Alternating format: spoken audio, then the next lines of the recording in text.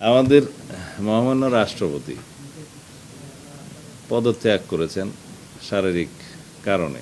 তার পদত্যাগপত্রে বিস্তারিত উল্লেখ করেছেন।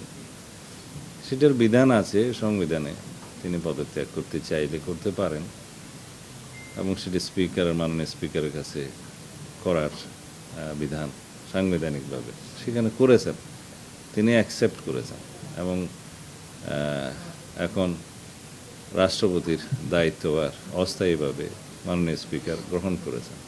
এগুলো সবই আইনি কথা।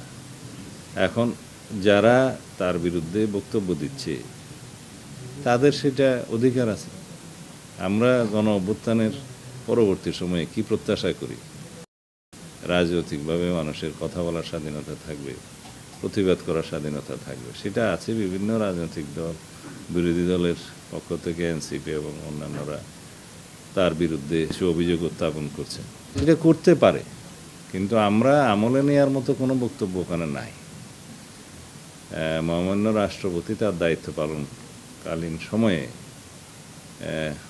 স্বৈরাচারের শেষ দিকে ইন্টারিম গভর্নমেন্টের পুরোটা এবং বর্তমান রাজনৈতিক সরকারের এই প্রায় 5-6 মাস এই সময়ে তিনি সাংবিধানিকভাবে দায়িত্ব পালন করেছেন এবং বিধিবিধান অনুযায়ী করেছেন।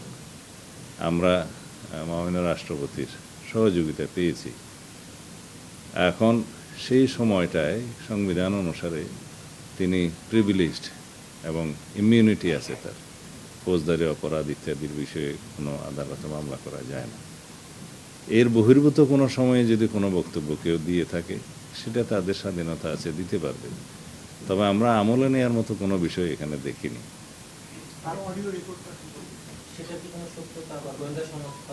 কোনটা? এটা আমরা পত্রিকায় দেখেছি। কোনো পত্রিকা এরকম একটা নিউজ দিল, তার কাছে কি তথ্য প্রমাণ আছে তাকে জিজ্ঞেস করতে হয়। আমাদের কাছে সেরকম কোনো তথ্য নেই। আর কথা বলার জন্য লন্ডন যেতে হয় নাকি? আজকালকার ইন্টারনেটের দুনিয়ায় লন্ডন যেয়ে কারোর সাথে কথা বলতে হয় না, তো এটা আমার কাছে অলিক মনে হয়। কথা বলতে চাইলে তো এখান থেকেও বলা যায়।